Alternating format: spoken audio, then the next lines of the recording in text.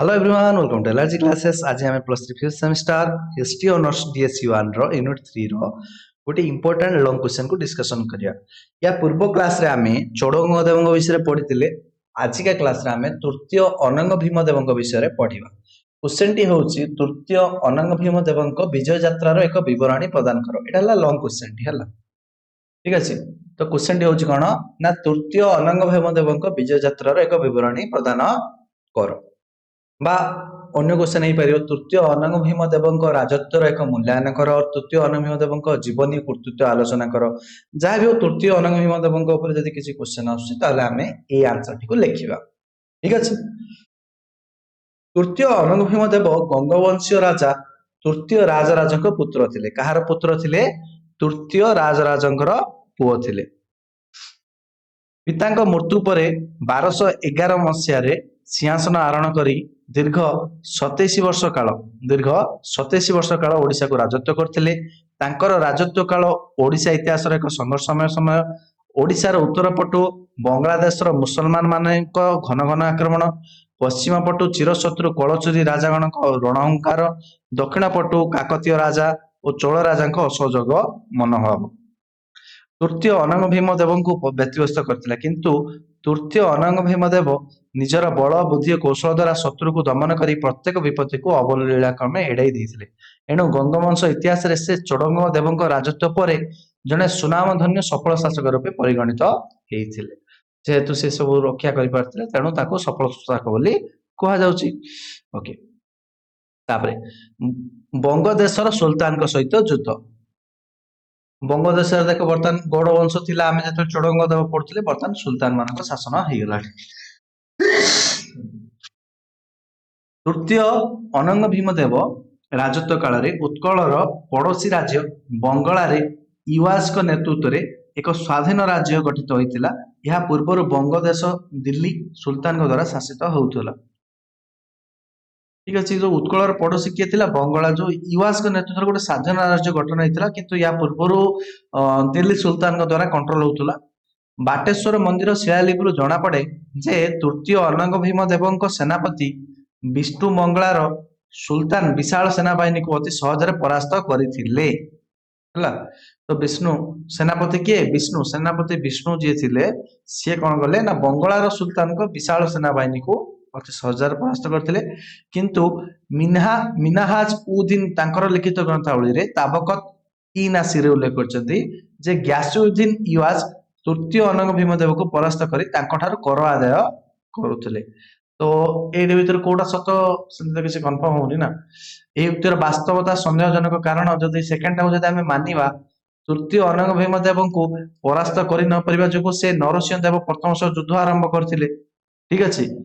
तो जदि आमे ग्यासुद्दीन या जदि से तृतीय अनंग भीम देव को जदि हरई देइथिला ऑलरेडी जदि हरई की तांकठारु कर आदाय करथला तामने आउ थरे युद्ध करियो कि तांको पुओ समय नरसिंह देवଙ୍କ समय से आउ थरे कोन करियो तांको सहित युद्ध करियो कि करियो ना। तो नियति भाबे फास्ट लाइन नहीं ठीक अछि हला। तो लेखिला कोडी के भूल भाल लिखुचंदी हम। तापर आसिला कळचुली राजा को विरुद्ध रे युद्ध। तृतीय अनंग भीम देवଙ୍କ अन्यतम श्रेष्ठ सफलता थिला कळचुली राजांको परास्त करिबा ओ पश्चिम ओडिसा को निज राज्य रे मिश्रण करियो। एठी जाय कि पश्चिम ओडिसा मिसिला उत्कल रे। गंगा और कळचुरी वंशर राजा माने मध्यरे युद्ध चोडगंग समय हेइतिला हम पढिथिले। प्राय 1120 मसीहा ठारू आरंभ होई कि 1220 मसीहा पर्यंत किछि समय माने किछि समय रहउथला कि समय युद्ध चालथिला हला। चोडगंग देवଙ୍କ पुओ ओ उत्तराधिकारी कामान्नव मध्य द्वितीय रत्न देवଙ୍କ पुत्र द्वितीय पृथ्वी देवଙ୍କ द्वारा परास्त होइथिले हला। किंतु माने से तांको पुओ चोडगंग देव पुओ मध्य परास्त होइथिला। किंतु जेतले तृतीय अनंग भीम देव आसिले और तांकर सेनापति विष्णु ये बहुत पावरफुल थिले लागुचे। विष्णु का नाम बारंबार आइला। सेनापति विष्णु को साहसिकता जोगु कळचुरी राजा प्रताप मल्ल कोन करथिले संपूर्ण भावे परास्त होइथिले। या फल रे गंग राजवंश सोनपुर बलांगीर संबलपुर अंचल अधिकार करी सेठारे गंग राजत्व आरंभ करथिला। या फल रे तृतीय अनंग भीम देवଙ୍କ राजकोष को बहुत राजस्व आसी पारथिला। भुवनेश्वर अनंत वासुदेव मंदिर शिलालिपिରୁ जणा पड़े तृतीय अनंग भीम देव गंग गंग आ कळचुरी राजवंश सह ଦୀର୍ଘ ବର୍ଷର ଶତ୍ରୁତା ବୈବାହିକ ସମ୍ପର୍କ ଦ୍ୱାରା ସମାପନ କରିଥିଲେ। ଦ୍ୱିତୀୟ ଅନଙ୍ଗ ଭୀମଦେବ ତାଙ୍କର ବିଦୁଷୀ ଓ ସର୍ବଗୁଣ ସମ୍ପନ୍ନା। ତୃତୀୟ ଅନଙ୍ଗ ଭୀମଦେବ ଆମେ ପଢୁଛୁ ନା, ତାଙ୍କର ଯୋଉ ଝିଅକୁ ହେଲା, ତାଙ୍କ ଝିଅଙ୍କ ନାଁ ହେଲା ଚନ୍ଦ୍ରିକା ବା ଚନ୍ଦ୍ର ଦେବୀଙ୍କୁ ସେ କଳଚୁରୀ ରାଜକୁମାର ପରମାର୍ଥୀ ଦେବଙ୍କ ସହ ବିବାହ ବନ୍ଧନରେ ବାନ୍ଧି ଦେଇଥିଲେ। ପରମାର୍ଥୀ ଦେବ ପରକାଳରେ ତୃତୀୟ ଅନଙ୍ଗ ଭୀମଦେବ ଓ ନରସିଂହ ଦେବ ପ୍ରଥମକୁ ଅନେକ ଯୁଦ୍ଧରେ ସେନାପତି ଭାବେ ସାହାଯ୍ୟ ମଧ୍ୟ କରିଥିଲେ, ହେଲା, ମିଶି ଯାଇଥିଲେ ଆଉ। ବଙ୍ଗଳାର ମୁସଲମାନ ରାଜାଙ୍କ ବିରୁଦ୍ଧରେ ଯୁଦ୍ଧ କରୁଥିବା ବେଳେ ସେ ଆହତ ହୋଇ ମୃତ୍ୟୁବରଣ କରିଥିଲେ। କିଏ? ଯିଏ ତାଙ୍କ ଜୁଇଁଟା ଯିଏ ସାହାଯ୍ୟ କରିଥିଲା, ହେଲା, ସେ କିନ୍ତୁ ମରିଯାଇଥିଲା। ଚନ୍ଦ୍ରିକା ଜଣେ ସଂସ୍କୃତି ସମ୍ପନ୍ନ ନାରୀ ଥିଲେ।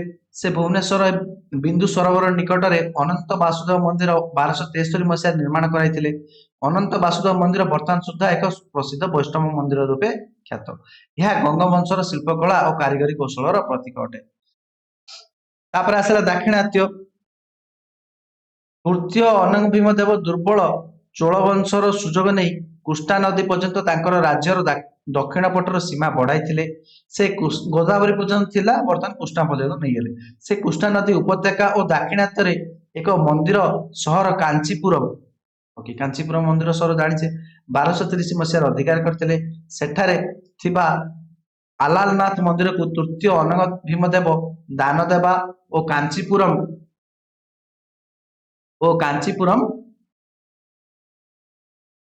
ଶିଳାଲିପିରେ ଉଲ୍ଲେଖ କରାଯାଇଛି। ଏହି ଦାନ ତୃତୀୟ ଅନଙ୍ଗ ଭୀମଦେବଙ୍କ ରାଣୀ 1230 ମସିହାରେ କରିଥିଲେ। ଏହି କାଞ୍ଚିପୁରମ ଶିଳାଲେଖରୁ ଗଙ୍ଗ ରାଜ୍ୟର ଦକ୍ଷିଣ ସୀମା କୃଷ୍ଣା ନଦୀ ପର୍ଯ୍ୟନ୍ତ ବିସ୍ତୃତ ଥିବାର ଜଣାଯାଏ। ଏହି ଶିଳାଲିପିରେ ମଧ୍ୟ ତୃତୀୟ ଅନଙ୍ଗ ଭୀମଦେବ ତାଙ୍କର ରାଜଧାନୀ ଯଜାତି ନଗର ଠାରୁ ଅଭିନବ ବାରାଣାସୀ କଟକକୁ ସ୍ଥାନାନ୍ତରିତ କରିବା ଉଲ୍ଲେଖ କରିଛନ୍ତି। ଯଜାତି ନଗର ଥିଲା, ଯୋଉଟା କି ସେ ପୁଣି ଥରେ ଆଉଥରେ କଟକକୁ ନେଇ ଆସିଛନ୍ତି। ପ୍ରାୟ 1230 ମସିହା ସୁଦ୍ଧା ସ୍ଥାନାନ୍ତରିତ ହୋଇଥିବା ଏହି ଶିଳାଲିପିରେ ପ୍ରଥମ ଥର ପାଇଁ ତୃତୀୟ ଅନଙ୍ଗ ଭୀମଦେବ ଦେବଙ୍କୁ ପ୍ରଭୁ ପୁରୁଷୋତ୍ତମଙ୍କ ରାଉତ ଓ ପୁତ୍ର ରୂପେ ଘୋଷଣା କରାଯାଇଥିଲା। ଅନଙ୍ଗ ଭୀମଦେବ ଦେବଙ୍କୁ ପ୍ରଭୁ ପୁରୁଷୋତ୍ତମଙ୍କ ପୁଅ ହିସାବରେ କରାଯାଇଥିଲା। ପ୍ରଭୁ ପୁରୁଷୋତ୍ତମଙ୍କୁ ରାଜ୍ୟର ସାର୍ବଭୌମ ରାଜା ରୂପେ ମାନି ନେଇ ଅନଙ୍ଗ ଭୀମଦେବ ସମଗ୍ର ରାଜ୍ୟ ତାଙ୍କୁ ଅର୍ପଣ କରିଥିଲେ ଏବଂ ନିଜକୁ ଜଣେ ସେବକ ରାଜା ରୂପେ ଧରି ନେଇଥିଲେ। ତୃତୀୟ ଅନଙ୍ଗ ଭୀମଦେବ କେବଳ ଜଣେ ପାରଙ୍ଗମ ଯୋଦ୍ଧା ନଥିଲେ, ସେ ମଧ୍ୟ ସ୍ଥାପତ୍ୟ, କଳା ଓ ଭାସ୍କର୍ଯ୍ୟର ପୃଷ୍ଠପୋଷକ ଥିଲେ। ସେ ଅଭିନବ ବାରାଣାସୀ କଟକରେ ଏକ ନୂତନ ରାଜଧାନୀ ସ୍ଥାପନ କରିଥିଲେ। ଏହିଠାରେ ପ୍ରଭୁ ପୁରୁଷୋତ୍ତମଙ୍କ ପାଇଁ ଗୋଟିଏ ମନ୍ଦିର ଓ ଦୁଇଟି ଶିବ ମନ୍ଦିର ଯଥା ଚିତ୍ରାଶ୍ୱର ଓ ବିଶ୍ବେଶ୍ୱର ସ୍ଥାପନ କରିଥିଲେ। ମାଦଳବାଞ୍ଚି କୁହେ ତୃତୀୟ ଅନଙ୍ଗ ଭୀମଦେବ ବର୍ତ୍ତମାନ ପୁରୀ ମନ୍ଦିର ତିଆରି କରିଥିଲେ। ମାଦଳପାଞ୍ଜି ଅନୁସାରେ ତୃତୀୟ ଅନଙ୍ଗ ଭୀମଦେବ କରିଥିଲେ ବୋଲି କହୁଛି, କିନ୍ତୁ ଐତିହାସିକ ମାନେ ମତ ଦିଅନ୍ତି ଯେ ପୁରୀ ଜଗନ୍ନାଥ ମନ୍ଦିର ନିର୍ମାତା ହେଲା ଚୋଡଗଙ୍ଗ ଦେବ। କିଏ ନିର୍ମାତା? କିଏ? ଚୋଡଗଙ୍ଗ ଦେବ। ତେଣୁ ଏହା ହୋଇଥାଇପାରେ ଯେ ତୃତୀୟ ଅନଙ୍ଗ ଭୀମଦେବ କଣ କରିଛନ୍ତି ନା ଜଗନ୍ନାଥ ମନ୍ଦିର ପାଇଁ କିଛି ନୂଆ ନିର୍ମାଣ କରିଥିବେ, ବା କିମ୍ବା ସେଇ ମନ୍ଦିରର ନିର୍ମାଣ କାର୍ଯ୍ୟଟିକୁ ସମ୍ପୂର୍ଣ୍ଣ କରିଥିବେ। କିଛି କାମ ରହିଯାଇଥିବ ବାକି, ଯୋଉଟା କି ଆମର କିଏ ତୃତୀୟ ଅନଙ୍ଗ ଭୀମଦେବ ଶେଷ କରିଥିବେ। ତାଙ୍କ ମତରେ କଣ ଆରମ୍ଭ କିଏ କରିଥିଲେ? ଚୋଡଗଙ୍ଗ ଦେବ କରିଥିଲେ। ତୃତୀୟ ଅନଙ୍ଗ ଭୀମଦେବ ଜଣେ ଅତ୍ୟନ୍ତ ଧର୍ମପରାୟଣ ରାଜା ଥିଲେ। ସେ ପ୍ରଭୁ ପୁରୁଷୋତ୍ତମ ମାନେ ବିଷ୍ଣୁ, ଶିବ ଓ ଦୁର୍ଗାଙ୍କ ଭକ୍ତ ଥିଲେ। ଚୋଡଗଙ୍ଗଙ୍କ ଭଳି ତୃତୀୟ ଅନଙ୍ଗ ଭୀମଦେବ ମଧ୍ୟ ପ୍ରଭୁ ଜଗନ୍ନାଥଙ୍କ ଏକ ପରମ ଭକ୍ତ ଥିଲେ। ଦ୍ରାକ୍ଷାରାମ ଓ କାଞ୍ଚିପୁର ଅନୁଲେଖରେ ତୃତୀୟ ଅନଙ୍ଗ ଭୀମଦେବଙ୍କୁ ପ୍ରଭୁ ଜଗନ୍ନାଥଙ୍କ ରାଉତ ମାନେ ପୁଅ, ହେଲା, ଜଗନ୍ନାଥଙ୍କ ପୁଅ ଓ ସେବକ ରୂପେ ବର୍ଣ୍ଣନା କରାଯାଇଛି। ମାଦଳ ପାଞ୍ଜିରେ ମଧ୍ୟ ଏହା ଉଲ୍ଲେଖ କରାଯାଇଛି। ଏହି ପ୍ରକାର ନମ୍ରତା, ଆନୁଗତ୍ୟ ଓ ଭକ୍ତିର ସମ୍ମିଶ୍ରଣରୁ ଜାତ ହୋଇଛି ରଥଯାତ୍ରା ସମୟରେ ଛେରା ପହଁରା ପରମ୍ପରା।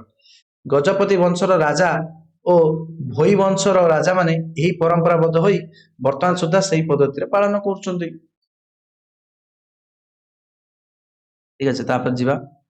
ତେଣୁ ପୁରୀ ରାଜାକୁ ଚଳନ୍ତି ଜଗନ୍ନାଥ ରୂପେ ଧରାଯାଏ। ଓଡ଼ିଶାରେ ପୁରୀ ଗଜପତି ବଂଶର ରାଜାମାନେ ହେଉଛନ୍ତି ଜଗନ୍ନାଥ ଧର୍ମ, ପରମ୍ପରା ଓ ସଂସ୍କୃତିର ପୃଷ୍ଠପୋଷକ ରକ୍ଷାକର୍ତ୍ତା।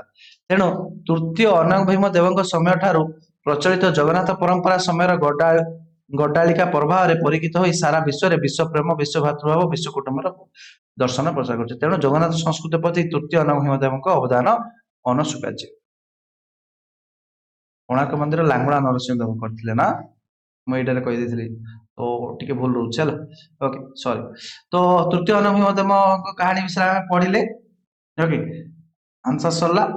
तो समस्त वीडियो लाइक करो, चैनल को जब सब्सक्राइब करना सब्सक्राइब करो, सांग मानक जदि पारुछ शेयर करो। Thank you.